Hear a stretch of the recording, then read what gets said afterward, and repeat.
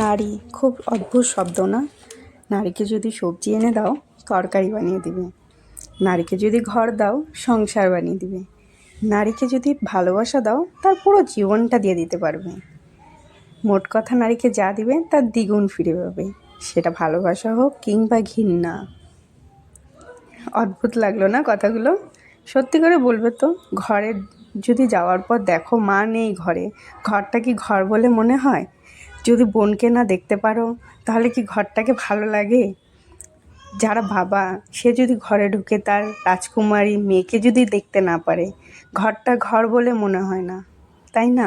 হ্যাঁ, ছেলেরাও অনেকটা গুরুত্বপূর্ণ ভূমিকা পালন করে, কিন্তু একটা ঘরকে সংসার বানাতে সবথেকে গুরুত্বপূর্ণ ভূমিকা কিন্তু একজনের নারীর। কিন্তু তারপরও নারীর জীবনটা যেন একদম বিচিত্রময়, কোনো কিছুই তাদের নিজের নয়।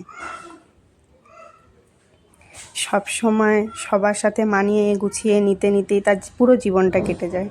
একটু মন খুলে হাসতে পারে না, যদি বেশি একটু জোরে হাসে মানুষে বলবে মেয়ে মানুষ এত জোরে হাসিস কেন, এত জোরে হাসতে নেই মেয়েদের। অদ্ভুত এই সমাজ, নারীতেই শুরু নারীতেই শেষ, তবু যেন কোথায় একটা খামতি থেকে যায়।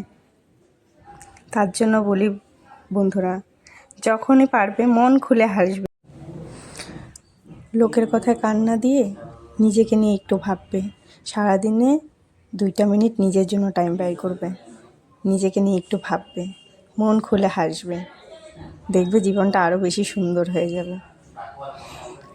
শুভ দুপুর বন্ধুরা, সবাই ভালো থাকবে।